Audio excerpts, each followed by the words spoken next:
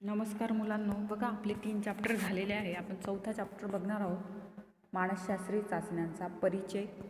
यामध्ये आपण मानसशास्त्रीय चाचण्या कोणकोणत्या आहेत, त्याचप्रमाणे मानसशास्त्रीय चाचण्यांची व्याख्या, वैशिष्ट्ये, प्रकार आणि उपयोग हे बघणार आहोत. त्यानंतर विश्वसनीयताची व्याख्या व प्रकार, यथार्थतेची व्याख्या व प्रकार, मानदंड, व्याख्या व प्रकार आणि मानसशास्त्रीय चाचण्यांमधील सामाजिक व नैतिक प्रमाण स्पष्ट करा. असे 5 पॉईंट आहे या चॅप्टरमध्ये मानसशास्त्रीय चाचण्यांचा परिचयमध्ये. पहिला जो पॉईंट आहे बघा, मानसशास्त्रीय चाचण्यांची व्याख्या, वैशिष्ट्ये आणि प्रकार स्पष्ट करा. बघा, मानसशास्त्र हे शास्त्र मानून मानसशास्त्रात अनेक शास्त्रीय पद्धतींचा वापर केला जातो. व्यक्तिभिन्नतेचा अभ्यास करण्यासाठी मानसशास्त्रात काही चाचण्या वापरल्या जातात. त्याचे स्वरूप शास्त्रीय असते. या चाचण्या आणि त्याचे परिणाम वैध ठरण्यासाठी त्या प्रमाणित असणे आवश्यक असते. मानसशास्त्रीय चाचण्यांमध्ये काही विशिष्ट गुण असल्यास त्या प्रमाणित ठरतात. मानसशास्त्रीय चाचण्यांमध्ये विश्वसनीयता असणे गरजेचे असते. भिन्न वेळी एकाच समूहाला एकच विशिष्ट चाचणी देऊन त्या चाचणीची विश्वसनीयता मोजता येते. मानसशास्त्रीय चाचण्यांमध्ये विश्वसनीयता असल्यास प्रयुक्ताचा प्राप्तांक समान राहतो. विश्वसनीयतेप्रमाणेच मानसिक चाचण्यांमध्ये यथार्थता असणे गरजेचे असते. एखादी चाचणी ज्या घटकाचे मापन करण्यासाठी निर्धारित केलेली असते त्या घटकाचेच मापन संबंधित चाचणीद्वारे व्हायला हवे, म्हणजे त्या चाचणीत यथार्थता असल्याचे स्पष्ट होते. मानसशास्त्रीय चाचण्यांमध्ये यथार्थता असल्यास त्या चाचण्या विश्वसनीय किंवा विश्वसनीय ठरतात. याशिवाय मानसशास्त्रीय चाचणी प्रमाणित ठरण्यासाठी त्या चाचणीचे निश्चित मानदंड निर्धारित केले जातात. आधुनिक काळात अनेक कारणांसाठी विविध मानसशास्त्रीय चाचण्यांचा वापर केला जातो. अनेक चाचण्या अत्यंत उपयुक्त असल्याचे स्पष्ट झाले आहे. मात्र तरीही मानसशास्त्रीय चाचण्यांच्या संदर्भात काही सामाजिक आणि नैतिक प्रवाद आढळतात. मानसशास्त्रीय चाचण्यांना सामाजिक मान्यता प्राप्त होत नाही, कारण मानसशास्त्रीय चाचण्या केवळ अपसामान्य व्यक्तींवरच केल्या जातात असा गैरसमज समाजात आढळतो. प्रामुख्याने ग्रामीण भागात मानसशास्त्रीय चाचण्यांना विरोध होताना दिसतो. त्या दृष्टीने जनजागृती होणे गरजेचे आहे. नैतिकतेच्या दृष्टिकोनातून काही मानसशास्त्रीय चाचण्यांना विरोध केला जातो. लैंगिक कृती, वैवाहिक जीवनातील अडचणी याचे निदान करण्यासाठी मानसशास्त्रीय चाचण्यांचा आधार घेतला जातो. मात्र हे कृत्य अनैतिक मानले जाते. म्हणूनच मानसशास्त्रीय चाचण्यांचा प्रभावी वापर होण्यासाठी जनजागृती करणे आवश्यक आहे. बघा, यामध्ये आपण बघणार आहोत मानसशास्त्रीय चाचण्यांची व्याख्या देऊन त्याचे प्रकार, वैशिष्ट्ये व उपयोग स्पष्ट करा. प्रत्येक व्यक्तीला काही गुण अनुवंशामुळे प्राप्त होत असतात आणि परिवेश व अनुवंशिकता याचा परिणाम होऊन व्यक्तिमत्व घडत असते. त्यामुळे व्यक्तींमध्ये भिन्नता आढळून येते. शारीरिक, बौद्धिकदृष्ट्या 2 व्यक्ती परस्परांपेक्षा वेगळ्या ठरत असतात. वैयक्तिक भिन्नतेची अनेक कारणे असतात. बघा, या कारणांचा शोध घेण्यासाठी भिन्नतांचे मापनही केले जाते. हे मापन करण्यासाठी काही मानसशास्त्रीय चाचण्यांचा वापर केला जातो. यामध्ये आपण बघणार आहोत वैयक्तिक भिन्नतांचा शास्त्रशुद्ध अभ्यास सर्वात आधी फ्रान्सिस गाल्टन यांनी केला.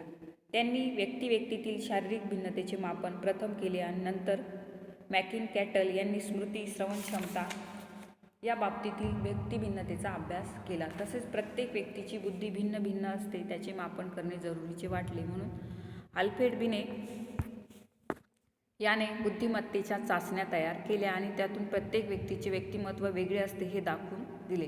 व्यक्तीमधील भिन्नता ज्या गोष्टींमुळे आढळते त्या सर्वांचे मापन शास्त्रशुद्ध पद्धतीने केले जाऊ लागले. त्यासाठी ज्या चाचण्या तयार केल्या गेल्या त्यांना मानसशास्त्रीय चाचण्या असे म्हणतात.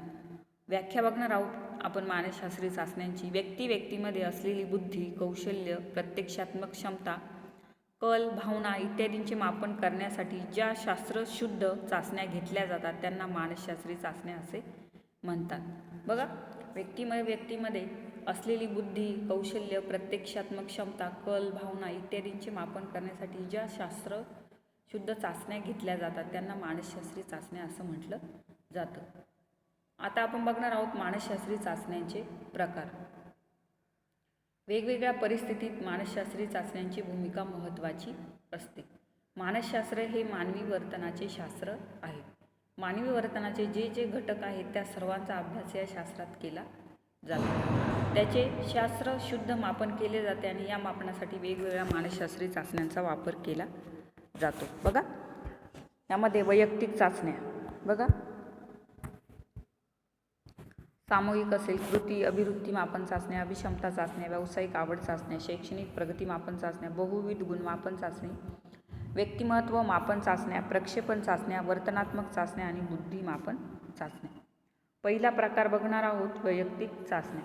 प्रत्येक व्यक्तीच्या वैयक्तिक क्षमतांचे मापन करण्यासाठी ज्या चाचण्या घेतल्या जातात त्यांना वैयक्तिक चाचण्या असे म्हणतात आणि या चाचण्यांद्वारे व्यक्तीच्या विविध क्षमतांचा अंदाज येतो. बघा वैयक्तिक चाचण्यांमध्ये. त्यानंतर सामूहिक चाचण्या. काही चाचण्या एका व्यक्तीच्या न घेता व्यक्ती समूहाकडून एकत्रितपणे घेतल्या जातात. त्या चाचण्यांना सामूहिक चाचण्या असे म्हणतात. व्यक्ती समूहाबद्दल काही अंदाज बांधण्यासाठी या चाचण्या घेतल्या जातात. कृती चाचण्या. व्यक्तीला काही कृतीचे सादरीकरण करायला लावून त्या व्यक्तीची वैशिष्ट्ये अभ्यासली जातात. त्यासाठी ज्या चाचण्या घेतल्या जातात त्या कृती चाचण्या होय. या चाचण्यांद्वारे एखाद्या प्रसंगात व्यक्ती कशी वागू शकते याचे आकलन होते. अभिक्षमता चाचण्या किंवा अभिवृत्ती मापन चाचण्या. व्यक्तीचा कल कोणत्या गोष्टीत आहे, त्या व्यक्तीचे कौशल्य कशा प्रकारचे आहे हे ज्या चाचण्यांच्या आधारे मोजले जाते त्या व्यक्तीचा कल शोधण्यासाठी घेतल्या जाणाऱ्या चाचण्यांना अभिक्षमता चाचण्या असे म्हणतात. त्यानंतर व्यावसायिक आवड चाचण्या. बघा व्यक्तीला कोणत्या प्रकारचा व्यवसाय आवडतो, कोणता व्यवसाय करण्याची त्या व्यक्तीची क्षमता आहे हे पाहण्यासाठी ज्या मानसशास्त्रीय चाचण्या घेतल्या जातात त्यांना व्यावसायिक आवड चाचण्या असे म्हणतात.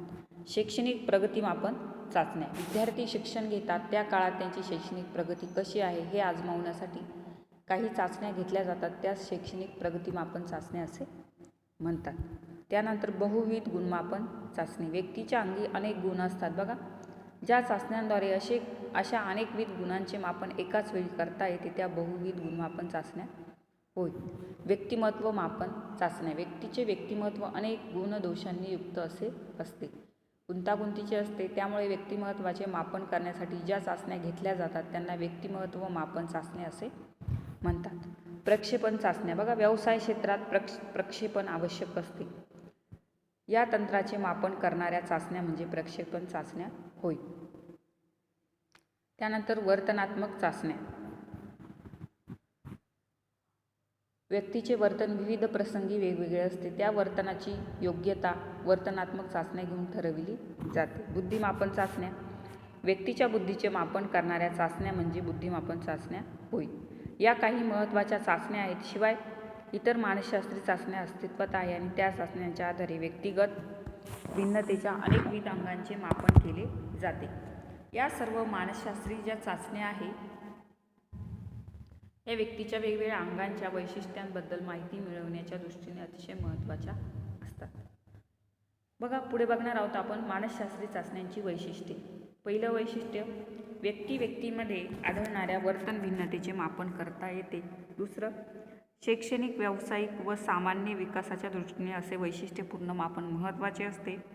मानसशास्त्रीय व सांख्यिकीय तत्वावर या चाचण्या आधारित असतात.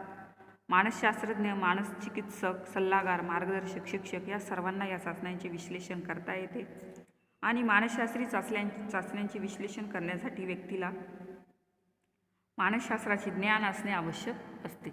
मानसशास्त्रीय चाचण्यांसाठी विशिष्ट तांत्रिक शब्दांची योजना केली जाते. औद्योगिक क्षेत्रात मानसशास्त्रीय चाचण्या घेऊन कर्मचाऱ्यांची गुणवैशिष्ट्ये व दोष पडताळून सुधारणा कार्यक्रम ठरविणे शक्य होते. मानसशास्त्रीय चाचण्या व्यक्तिगत स्वरूपात तसेच सामूहिक स्वरूपात घेता येतात. मानसशास्त्रीय चाचण्या विविध क्षेत्रात वापरल्या जात असल्या तरी व्यक्तिगत स्वरूपात वापरल्या असल्या तरी त्या प्रमाणित करता येतात. प्रमाणित मानसशास्त्रीय चाचण्या विश्वसनीय असतात. त्यात यथार्थता असते तसेच त्यांचे निश्चित मानदंड ठरवलेले असतात. बघा आपण बघितलं मानसशास्त्रीय चाचण्या, त्याची वैशिष्ट्ये. उपयोग बघणार आहोत. भौतिक श्रेणीच्या आधारे व्यक्तीमधील उंची, वजन यासारख्या शारीरिक वैयक्तिक भेदाचे मापन करता येते. शैक्षणिकदृष्ट्या विद्यार्थ्यांचे वर्गीकरण करण्यासाठी मानसशास्त्रीय चाचण्यांचा उपयोग करता येतो. शैक्षणिक व व्यावसायिक मार्गदर्शन करण्यासाठी या चाचण्यांचा उपयोग होतो. शैक्षणिक समस्या, अध्ययन, आकलनातील अडचणी निवारण्यासाठी मानसशास्त्रीय चाचण्या उपयोगी ठरतात. विद्यार्थ्यांच्या वर्तन समस्या दूर करण्यासाठी या चाचण्यांचा उपयोग होतो. प्रौढांच्या वर्तन समस्या जाणून घेण्यासाठी मानसशास्त्रीय चाचण्या घेण्यात येतात. व्यक्तीमधील आंतरक्रियांचे स्वरूप या चाचण्यांमधून अभ्यासता येते. व्यक्तीच्या अभिवृत्ती, कौशल्य, व्यवसाय व शिक्षणाचा कल या चाचण्यांद्वारे आजमावता येतो. मोठमोठ्या उद्योग संस्थांमध्ये, कॉर्पोरेट ऑफिसमध्ये योग्य उमेदवाराची निवड करण्यासाठी या चाचण्या घेतल्या जातात. व्यक्तीची खास वैशिष्ट्ये या चाचण्यांमुळे समजण्यास मदत होते. बिने यांच्या बुद्धिमत्ता चाचण्या बुद्धिगुणांक जाणून घेण्यासाठी उपयुक्त ठरतात. व्यक्तिवर्तनाचे आकलन होण्यासाठी कॅटेल यांच्या व्यक्तिमत्व चाचण्यांचा उपयोग होतो. अतिबुद्धिमान व्यक्तीच्या बुद्धीची खास वैशिष्ट्ये या चाचण्यांमधून समजतात व त्या दृष्टीने बुद्धीचा विकास कार्यासाठी उपयोग करून घेता येतो. बघा, आपण बघितलं वैशिष्ट्ये, उपयोग. बघा, हा पॉईंट आपला संपलेला आहे. पुढच्या लेक्चरला आपण पुढचा पॉईंट बघणार आहोत.